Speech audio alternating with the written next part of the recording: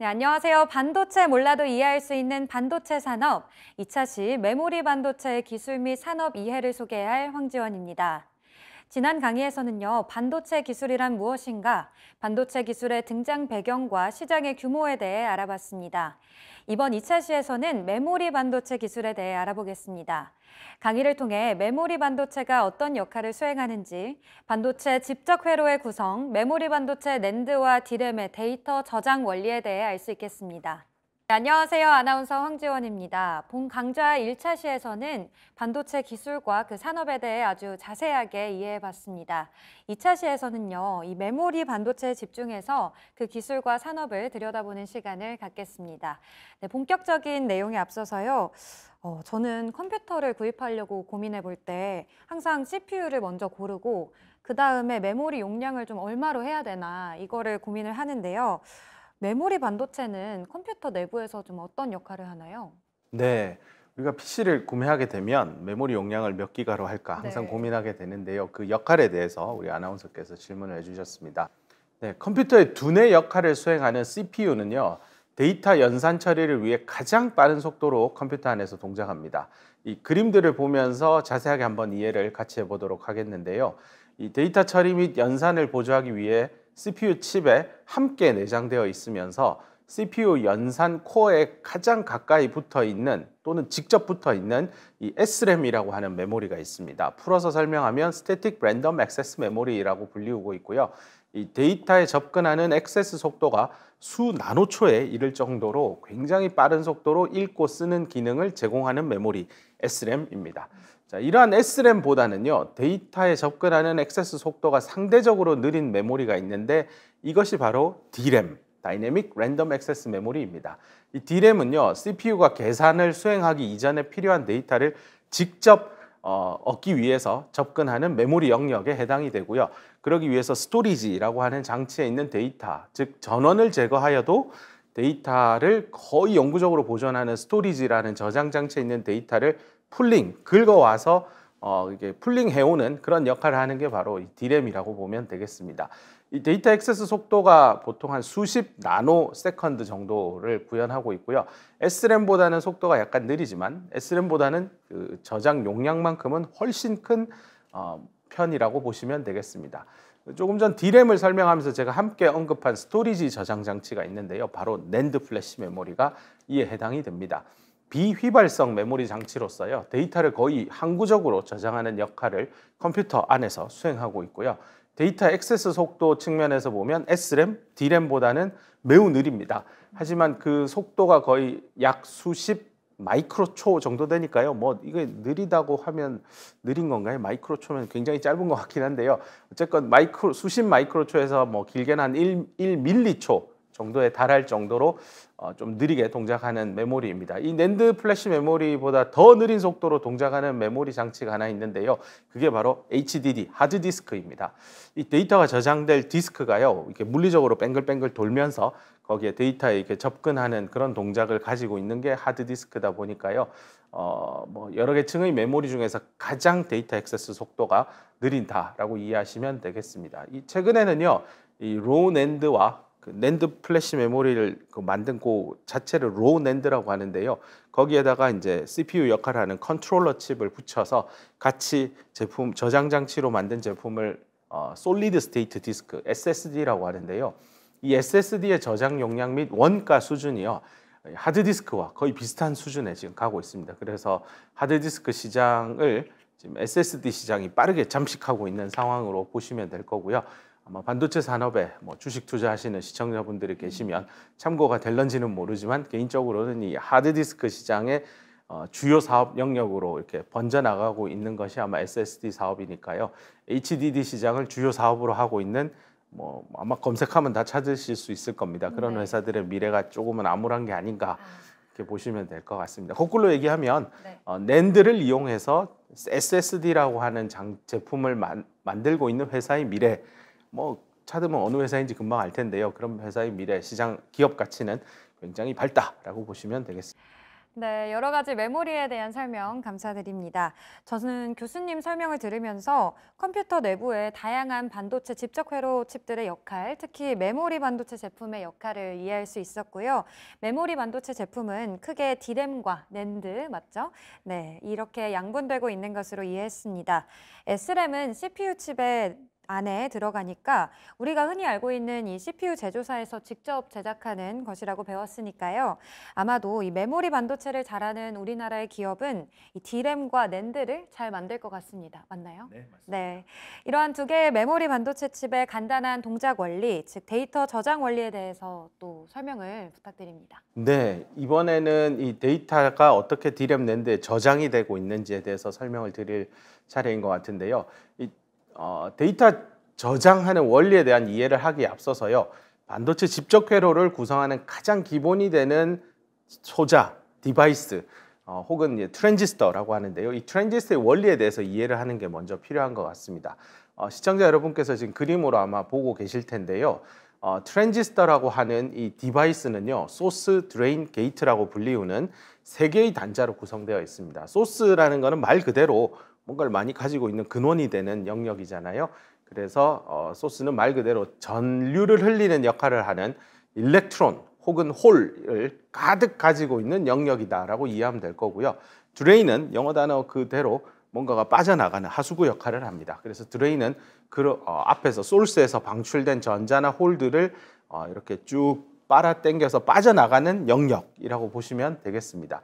그러면 소스와 드레인 사이를 이렇게 쭉 흘러가고 있는 일렉트론과 홀을 누군가가 제어를 해줘야 될 텐데요. 네. 너 흘러가도 돼, 흐르지 마. 네. 이런 거를 해줘야 될 텐데 그 역할을 수행하는 게 바로 게이트가 되겠습니다. 이 게이트라는 게 우리 명사로는 문, 대문 네. 이런 거지만 동사로는 뭔가를 가로막다, 제어하다 뭐 이런 뜻도 있거든요. 네. 그래서 소스에서 드레인으로 가는 전자나 홀의 흐름, 즉 전류의 흐름을 게이트가 닫았다 열었다 닫았다 열었다 이렇게 한다라고 이해하면 되겠습니다. 그래서 최근 사용 중인 트랜지스터는 그 앞서 강의에서도 한번 말씀드렸던 MOSFET, MOSFET인데요. 한국말로 번역을 하니까 금속, 메탈이고요. 옥사이드, 산화물, 네. S는 세미컨덕터. 그래서 MOS예요. 그다음 필드 이펙트인데요. 이게 전기장을 이용한 효과인데요. 전기장 하면 잘 이해가 안 될 것 같아요. 고추장, 된장, 청국장, 전기장 이렇게 보면 됩니다. 그래서 이 전기장을 이용한 소스에서 드레인으로 흐르는 전류의 흐름을 전기장을 써서 제어를 한다. 이렇게 이해를 하면 될 것 같습니다. 그래서 만약에 전류가 흐르는 상태의 트랜지스터가 있다라고 하면 이것은 보통 디지털 신호 1을 표현하고요. 반면에 전류가 전혀 흐르지 않는 상태의 트랜지스터가 있으면 이는 디지털 신호 0을 표현한다라고 이해해 주시면 되겠습니다. 교수님, 그러면 방금 말씀해 주신 이 트랜지스터를 활용해서 이 데이터 저장은 또 어떻게 하나요? 네. 자, D램의 경우부터 설명을 드리겠습니다. D램은요, 전하를 띠고 있는 입자, 즉 전자입니다. 일렉트론을 어딘가에 담아둘 수 있는 물통 같은 게 필요한 거죠. 보온병 같은 게요, 양동이 같은 게 필요한데요. 진짜 그걸 쓰고 있습니다. 그러면 이 양동이에 해당하는 개념은 도대체 뭡니까? 네. 바로 캐패시터, 한국말로 축전기입니다. 뭔가 축, 쌓을 것 같고 전하를 띠고 있는 전자를 축, 쌓는 기기, 장치, 축전기, 영어로 캐패시터인데요. 이 축전기라는 단어가 의미하고 있는 그대로 전하를 띠고 있는 입자인 전자들을 축적할 수 있는 부품이라고 이해를 하시면 됩니다. 그러면 1이라고 하는 디지털 데이터가 CPU로부터 D램으로 입력이 된다라고 한다면 D램의 캐패시터 입구에 아까 조금 전에 배운 그 고추장, 된장 말고 전기장을 써서 전류의 흐름을 제어하는 트랜지스터, 이 트랜지스터를 캐패시터 그 역할을 하는 물 양동이 앞에 직렬로 연결을 하게 됩니다. 그래서 직렬 연결된 트랜지스터가요, 온 상태가 되면서 전자를 캐패시터에 밀어 넣어주게 됩니다. 그래서 그림에 보고 있는 대로 트랜지스터에서 캐패시터로 이렇게 전자가 쌓여서 데이터가 저장된다. 이게 D램이다라고 이해를 하시면 될 것 같고요. 그래서 하나의 트랜지스터에 하나의 캐패시터로 구성된 셀, 그래서 전문 용어로 원 트랜지스터, 원 캐패시터, 줄여서 1T, 1C 구조를 가지고 D램의 1비트 셀을 구성하게 됩니다. 그래서 우리가 흔히 말하는 그 8기가빗 D램 뭐 이런 것들이 있으면 8기가계, 그러니까 기가가 10의 9승이잖아요. 그러니까 10억이잖아요. 그러니까 8기가니까 80억 개 정도의 원 트랜지스터, 원 캐패시터 셀들이 존재하는 메모리 반도체 칩이다. 이렇게 이해하면 되겠습니다. 자, 그러면 자연스럽게 D램 셀과 셀들은 서로 어떻게 상호 연결이 되어 있을까? 이게 85개나 들어있으니까요. 네. 그런 것도 아마 궁금해할 것 같은데요. 아마 중학교나 고등학교 시절에 공부했던 행렬이라고 하는 네네. 개념이 있을 겁니다. 행렬을 한번 머릿속에 떠올려 보면 이런 8기가빗 D램 내부의 상황을 조금 더 쉽게 이해할 수 있을 것 같은데요. 지금 아마 시청자분들께서 관련된 그림을 보고 계실 텐데요. 3 곱하기 3, 가로로 3칸, 세로로 3칸인 사각형 또는 뭐 매트릭스, 행렬 이런 것들을 머리에 떠올려 봅시다. 자, 이 경우에 첫 번째 가로줄에는 3개의 D램 셀이 연결되어 있고요. 네. 첫 번째 세로줄에도 3개의 D램 셀이 연결되어 있는 걸 확인할 수 있습니다. 그래서 가로줄을요, 전문 용어로 워드라인이라고 표현하고요. 세로줄은 비트라인이라고 표현합니다. 네. 자, 그래서 3x3 형태의 3 곱하기 3 행렬의 경우에는 3개의 비트라인과 3개의 워드라인이 있는 구조다라고 보면 되겠습니다. 자, 그러면 이제 왜 D램에서 랜덤 액세스다. 우리가 다이내믹 랜덤 액세스 메모리라고 했는데 네. 왜 랜덤 액세스라는 말이 생겼는지가 아마 이 행렬을 보면 조금 이해가 될 법도 한데 네. 강의에 집중하고 있는지 확인하기 위해서 아나운서 분께 제가 물어보겠습니다. 어떻게 설명이 되실까요? 네, 한번 도전해 보겠습니다. 우선 가로 방향으로 3개의 워드 라인이 있고 또 세로 방향으로 3개의 비트 라인이 있으니까요. 가로에서 1개의 줄을 택하고 세로에서 1개의 줄을 선택을 하면 결국 3 곱하기 3이라는 행렬에서 반드시 1개의 성분만 선택되는 거 맞죠? 정확합니다. 네. 이것으로 오늘 강의를 마치겠습니다. 해도 될 것 같은데요. 정말로 우리 아나운서께서 설명해 주신 대로 랜덤 액세스 메모리, 그게 RAM이잖아요. RAM. 자, 이 RAM은 어떠한 주소를 가지고 있는 비트 셀에도 항상 내가 하나의 워드라인과 하나의 비트 라인을 선택하게 되면 딱 하나의 셀만 선택할 수 있게 되거든요. 그러면 어디에 저장된 특정 셀이 어디든 내가 찾고 싶으면 가로 세로에서 딱 찾아서 들어가서 너 0이냐 1이냐 하고 물어보면 답을 얻을 수 있게 되는 거죠. 자, 이제 시청자분들께서도요. 이런 D램과 S램에서 뒤에 붙는 RAM이라고 하는 램이 어떤 의미인지 확실하게 이해하셨을 것이라고 믿습니다. 네, 맞습니다. 그러면 이제는 D램에 대해서 좀 더 자세하게 설명해 주세요. 네, 이제 조금 더 들어가서 딥다이브 해보겠습니다. D램에 대한 상세한 이야기를 이제 해보려고 하는데요. 또 D램 하면 항상 동생이 하나 있습니다. 네. 바로 낸드 플래시 메모리인데요. 낸드를 먼저 하면서 D램 얘기로 또 계속 들어가 보겠습니다. 여러분 지금 그림에서 아마 같이 보고 계실 텐데요. D램의 캐패시터에 해당하는 저장 영역, 아까 물 양동이 같은 게 있잖아요. 네. 그 영역이 있을 거고 그 영역을 낸드 플래시 메모리 같은 경우에는요. 트랜지스터 게이트 밑에 게이트를 하나 더 달아요. 그래서 밑에 있어서 바텀 게이트라고 하는데요. D램의 물 양동이가 트랜지스터의 게이트 밑에 바텀 게이트로 들어와 있다. 네. 이렇게 이해를 하는 것이 아마 낸드 플래시에 어떻게 데이터가 저장되느냐 이해의 핵심이 될 것 같습니다. 자, 그러다 보면 소스에서 드레인으로 전류의 흐름을 제어하는 역할은 별도의 뭔가 게이트가 또 있어야 되지 않을까. 바텀 게이트가 데이터를 저장하면 누가 그 전기장 이용해서 흐름을 제어할 거냐인데 바로 탑 게이트라고 하는 바텀 게이트 위에 있는 게이트가 그 역할을 수행하게 됩니다. 그래서 낸드는요 1비트라는 정보를 트랜지스터 하나로 구현할 수 있다는 점 아마 그림으로도 지금 확인해 보실 수 있을 것 같습니다. 그렇기 때문에 D램은 트랜지스터 하나랑 물량동이 하나가 필요했는데 낸드는 그냥 오롯이 트랜지스터 하나만으로도요 데이터를 저장할 수 있게 된다는 거죠. 그런 면에서 보면 D램보다 낸드는 저장 용량 관점에서 데이터 저장량이 어마어마하게 큰 거죠. 그래서 D램 용량보다는 낸드가 주로 시장에 가서 이렇게 메모리를 사 보면 훨씬 고용량의 제품들을 많이 확인할 수 있습니다. 자, 하지만 그렇다고 항상 낸드 플래시가 다 좋은 건 아닐 건데요. 캐패시터라고 하는 곳에 전류를 흘려서 0과 1을 저장하는 것보다 바텀 게이트에 전하를 이렇게 밀어 넣어서 전하를 띄고 있는 입자인 전자를 밀어 넣어서 이렇게 데이터를 저장하다 보니까요. 이 전하를 띈 입자인 전자를 바텀 게이트에 밀어 넣는 이 일 자체가요. 속도 측면에서 매우 느린 동작입니다. 그래서 D램의 셀 캐패시터는 그냥 트랜지스터에서 전류 흘러서 그냥 캡에 그냥 갖다 담으면 끝나요. 근데 그렇게 동작하는 것보다 D램의 셀 캐패시터에 그렇게 전하를 띤 입자인 전자를 밀어넣는 이라고는 매우 다르게요. 절연막으로 이렇게 둘러싸여져 있는 바텀 게이트를 이렇게 통과해서 전자가 들어가야 되다 보니까요. 낸드 플래시 메모리에 읽고 쓰는 동작은 굉장히 느린 편이다.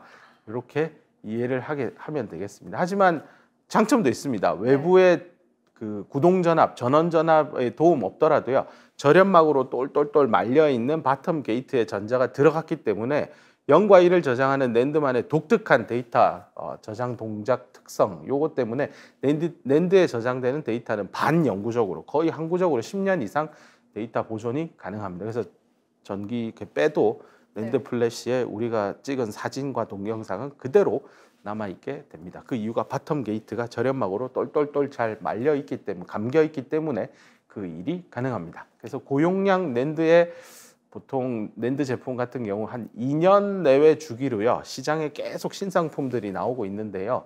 아마 지금 화면에 그림을 같이 보고 계실 텐데요. 지난 20년을 한번 쭉 돌이켜 보면요. 트랜지스터를 작게 더 작게 만드는 이 수평 방향의 스케일링 나온을 성공적으로 해서요. 한 14나노급 낸드까지 성공적으로 제조 공정 기술 개발을 완료했어요.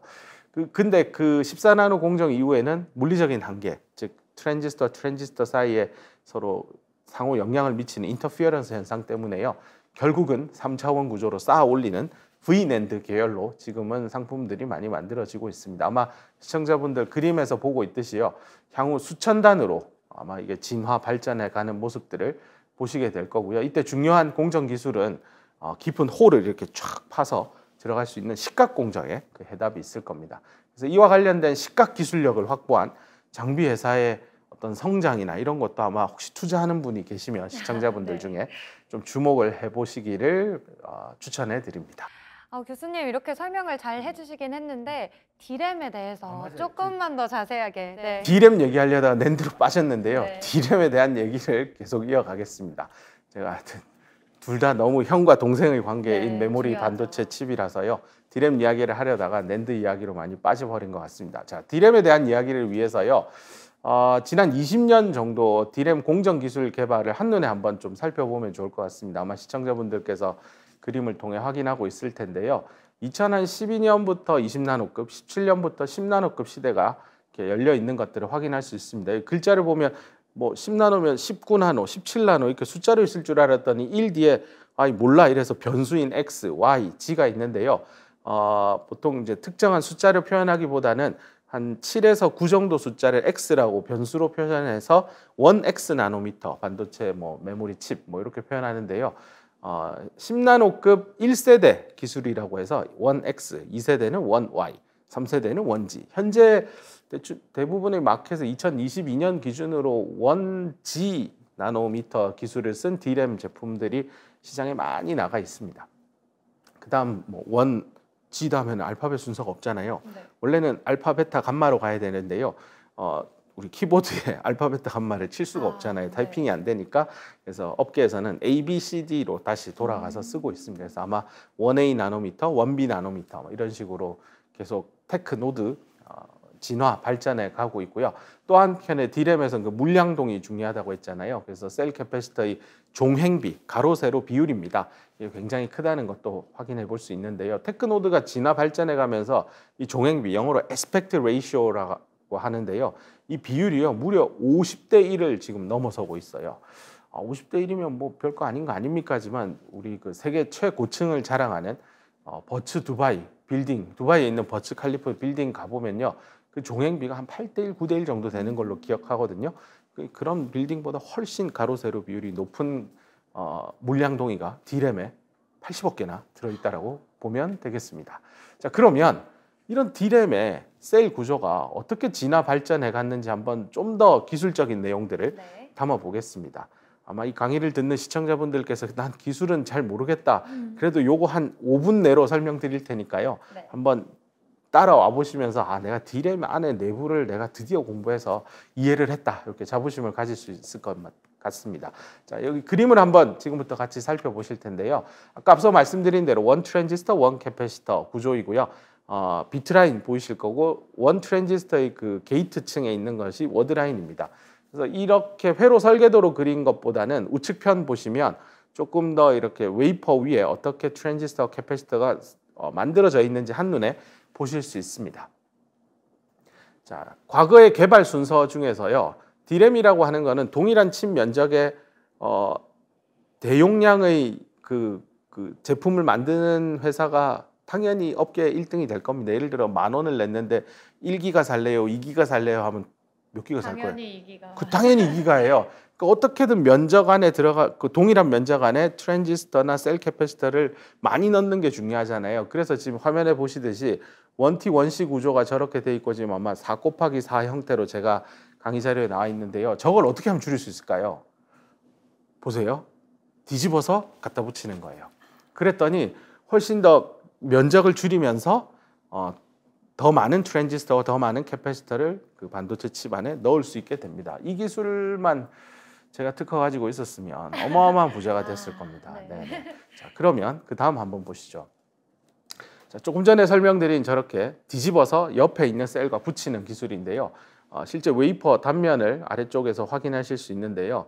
따로따로 있는 것보다 붙였더니 가운데 영역을 서로 쉐어하게 되죠. 그 결과가 면적을 한 20에서 30% 줄일 수 있었고, 면적이 준다는 건 비용이 그만큼 주는 거고, 비용을 적게 썼다는 건 이익이 그만큼 더 늘었다라고 보시면 되겠습니다. 자, 또 한편의 D램 기술 개발의 역사입니다. 축전기라고 불리는 캐패시터 용량을 늘리는 일입니다. 보통 D램은 약간 저는 표현하기를 치매 환자 같다라고 표현하는데요. 돌아서면 까먹는데요. 물량동이가 항상 이게 퍼펙트하게 전자를 머금고 있으면 되는데요. 그렇지는 않아요. 어디론가 자꾸 새요. 그래서 이 캐패시터를 어떻게든 좀 용량을 키우고 싶어요. 자, 그래서 캐패시터 지금 아마 시청자분들 화면에 보고 있을 텐데요. 캐패시터의 그림이 이렇게 보면 옆으로 쭉 누워 있는데 조금 줌인해서 안을 들여다보면 상부 전극, 하부 전극이 있고 그 사이에 유전막이 들어가 있는 걸 확인할 수 있습니다. 자, 이 캐패시터를 좀 늘려야 되니까요. 옆으로 쭉 늘리는 거예요. 그러면 딱 봐도 한눈에 면적을 더 사용해야 되겠네요. 라는 고민이 들 거예요. 그럼 그 해결책은 과연 무엇일까인데요. 누워 있는 걸 적은 면적에 넣어야 되면 어떻게 해결해야 될까요? 라고 아나운서께 물어보면 지금 동공지진이에요. 저걸 왜 저한테 물어보세요인데요. 자, 우리 화면을 통해서 답을 확인해 보겠습니다. 보시는 대로 누워있던 캐패시터를 위로 세워서요. 좁은 면적에 굉장히 높은 고용량의 캐패시터를 넣을 수 있게 됩니다. 그래서 위로 세웠기 때문에 면적이 또 한 20-30% 줄고 그 결과 비용도 줄고 이익은 또 20-30% 늘어나게 됩니다. 근데 인간의 욕심이 끝이 없잖아요. 더 늘리고 싶은 거예요. 네. 그럼 방법은 더 키워야 되니까 위로 높이 쌓게 되죠. 근데 높이 쌓으면 아무래도 불안하잖아요. 높은 데 올라가면 무섭잖아요. 그래서 저기 화면에 보고 있는 대로요. 이게 옆으로 막 넘어가요. 그래서 옆에 있는 셀하고 축전기들이 서로 만나서 붙기도 하고 난리가 나요. 그래서 이걸 어떻게 높이는 건 좋은데 서로 쓰러지니까 이런 쓰러지는 현상을 방지하기 위한 반도체 공정 기술들이 필요해지는 거죠. 어떻게 해결할까요? 라고 물으면 또 한 번의 동공지진이 올 것 같습니다. 네. 자료를 통해 확인해 보시죠. 보시면 뭐 높이다 안 되니까 자꾸 넘어지니까요. 네. 이걸 통 형태에서 실린더 형태로 모양을 바꿔버립니다. 그렇게 해서 전자들이 동일한 면적에 동일한 높이지만 통 형태에서 실린더 형태로 바꿈으로써 역시나 전자를 머금을 수 있는 용량을 2배로 늘릴 수 있게 됩니다. 그래서 보듯이 성능도 늘고 이익도 또 늘어나는 그런 역사가 있었습니다. 그럼에도 불구하고요. 다음 장면을 한번 보시면 인간의 욕심이 끝이 없잖아요. 메모리 용량은 더 크면 좋잖아요. 네. 그래서 더 키우고 싶었던 거예요. 어떻게 했을까요? 조금 전에 말씀드린 인간의 욕심은 끝이 없잖아요. 인간의 욕심이 끝이 없다 보니 더 세우고 또 실린더 형태로 바꾸었는데 그러다 보니 결국은 또 넘어져요. 그럼 넘어지니까 저걸 어떻게 해결할까인데요. 저 답을 저는 그 D램 엔지니어 분께 직접 들었는데요. 산책하다가 답을 찾으셨대요. 그 화면에 아마 지금 보고 있는 그 공원에 가보면 있는 나무들 다 이렇게 위로 쭉 올라와 있잖아요. 근데 네. 서로 부딪힐 수도 있잖아요. 성장하면서. 네. 그러지 말라고 하는 게 바로 서포터라고 하는 대나무를 주로 이용해서요. 나무와 나무 사이에 이렇게 네, 뭐랄까요? 그렇죠. 이렇게 서로 붙지 말게 억지로 떼어 놓잖아요. 저걸 D램에도 가지고 왔습니다. 그래서 서포터를 만들어서 D램의 셀 캐패시터가 너무 높지만 서로 붙지 않고 또 쓰러지지 않게 서포터를 넣어주고 있습니다. 지금 여러분 화면에는 서포터가 하나인데요. 요즘은 2개까지도 쓰고 있습니다. 더 높아지면 3개도 쓰고 4개도 써야 되겠죠. 네. 자, 이제 마지막으로 그럼 D램에 있어서 제가 지금 축전기, 물량동이 얘기만 많이 했는데요. D램에 양동이에 물을 넣니 마니를 결정하는 그 고추장, 청국장 말고 전기장 이용하는 트랜지스터의 모습은 과연 어떤 식으로 또 발전했을까인데요. 보통은 트랜지스터를 작게 만들면 소스에서 드레인으로 전자가 흘러가는 길이, 즉 채널 길이라고 하는데요. 이게 너무 짧아지면요. 생각지 못한 부작용들이 너무너무 많아요. 그래서 채널의 길이는 늘리는데 트랜지스터가 들어가야 되는 공간은 좁게 만들고 싶은 거예요. 이게 이제 약간 딜레마죠. 소스와 드레인 사이 거리는 그러니까 줄이면 안 돼요. 충분히 길어야 돼요. 근데 면적은 작게 써야 돼요. 이게 말이 안 되잖아요. 면적을 줄이려면 소스와 드레인을 붙여야 되잖아요. 그래야 좁은 영역에 트랜지스터 들어가는데 그 길이는 유지하거나 또는 더 늘리면서 또 작은 면적에다가 그 트랜지스터를 넣으래요. 사람들이 이제 또 고민을 하고 또 천재들이 나타나서 방법이 있습니다. 밑으로 파면 됩니다. 그럼 소스에서 드레인으로 전자가 가는 최종 경로의 길이는 길지만 소스와 드레인의 최종적인 거리는 줄일 수 있다. 그래서 위에서 내려다 볼 땐 소스와 드레인이 붙었는데요. 이게 전자가 소스와 드레인을 바로 가는 게 아니라 밑으로 내려갔다가 다시 올라야 되니까 훨씬 긴 채널 길이를 가지게 되는 거죠. 그걸 여러분 지금 시청자 여러분들 화면에 보고 있는 RCAT, Recessed Channel Array Transistor라는 게 개발이 됐었습니다. 근데 아까 말씀드린 대로요, 셀 트랜지스터도요, 또 더 성능 개선을 하고 싶어요. 그랬더니 사람들이 그럼 채널 길이를 소스 드레인 더 줄이고 채널 길이는 더 늘리라고요? 더 파는데 안 되는데요. 그래서 지금 화면에 보고 있는 대로요, 스피어 쉐입드 RCAT이라고요. 아래쪽에 파고 한 번 더 파서요, 이렇게 오목하게 한 번 더 들어가서 하여튼 채널의 길이를 최대한 길게 만드는 D램 셀 트랜지스터 기술도 양산까지 지금 되어서 활용하고 있습니다. 근데 역시나 또 인간의 욕심은 끝이 없잖아요. 더 줄이고 싶은 거예요. 그래서 최대한 줄여서 sRCAT 구조까지 양산에 성공했는데 차세대 D램을 만드는 엔지니어 입장에서는 더 줄일 여지가 없어서 방법이 뭘까? 결국은 게이트 자체를요, 땅에 묻는 거예요. 실리콘 웨이퍼 안으로 밀어 넣는 기술입니다. 그거를 베리드 게이트 트랜지스터라고 했고요. 비캣이라고 하고, 현재 2022년 기준으로 설명드려도 이 비캣 기술은 한동안 쭉 전개될 거고 과거부터 한 꽤 오랫동안 써오고 있습니다. 그래서 비캣이 가진 비캣을 현재 D램의 셀 트랜지스터의 모양으로 지금도 쓰고 있고, 여러 가지 기술적인 이득에 대해서는 이 강의에서 제가 설명하면 다들 그만 보실 것 같아서 여기까지만 하고 D램의 셀 트랜지스터에 대한 설명까지 완료하도록 하겠습니다. 네, 정말 사람의 욕심이 끝이 없는데 그에 맞춰서 또 이렇게 기술이 계속 개발이 되는 게 또 대단하네요. 네, 지난 시간에는 정말 반도체 모르고 시작한 강의인데 벌써 반도체의 절반인 이 메모리 반도체까지 이해해봤습니다. 메모리 반도체가 컴퓨터 내에서 가지는 역할과 위상, 메모리 제품별 분류 및 기능의 특징, 그리고 대한민국의 대기업에서 주력하고 있는 이 D램 제품에 대한 상세한 이해를 할 수 있었습니다. 네, 다음 시간에는요, 시스템 반도체 분야, 특히 파운드리에 대한 이야기를 다뤄보고자 합니다.